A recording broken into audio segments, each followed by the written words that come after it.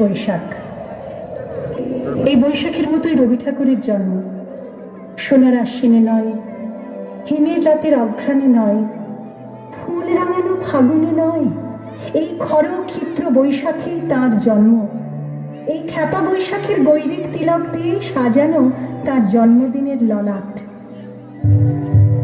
বৈশাখে প্রকৃতির নতুন জন্ম, আমাদেরও নতুন জন্ম এই বৈশাখে, 25শে বৈশাখে, রবি ঠাকুরের জন্মদিনে।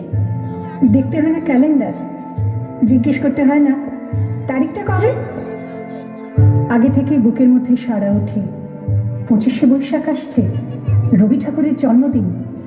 বছরে একটা দিনের জন্য তারা নতুন হয়ে যায়। চারপাশে নীলে লালে সবুজে হলুদে রঙিন ফুলের আলপনা, মাঝখানে খয়েরি রঙের সুতোয় রোজ দুপুরের না ঘুমানো চোখে কাজের ক্লান্ত অবসরে বোনা হয়ে চলেছে সেই 4টি লাইন।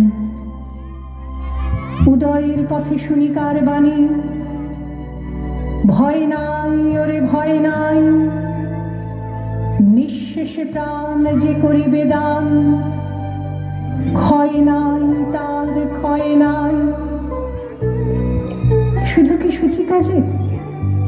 না, বিদেশকে চোখের সামনে দৃষ্টান্ত করে রাখার আন্তর্জাতিকতা রবি ঠাকুরের।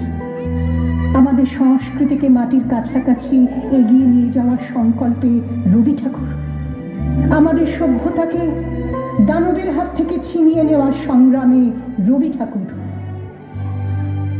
আকাশে মাটিতে মনে এত যে বৃষ্টি পড়ে, তার ছন্দ রবি ঠাকুরের। এত যে ফুল ফোটে, তার গন্ধ রবি ঠাকুরের। তাই প্রতিদিনই তার জন্ম, কোনো দিনই তার মৃত্যু নেই। কালের কালা পাহাড়ে সে কোনো দিন যদি ভারতবর্ষ থেকে সমস্ত ঠাকুরের পুজোর প্রদীপ নিভিয়ে দিয়ে যায়, তবু একটি ঠাকুরের বেদি চিরকাল থাকবে মাটির সঙ্গে গাঁথা। কোন ঠাকুর?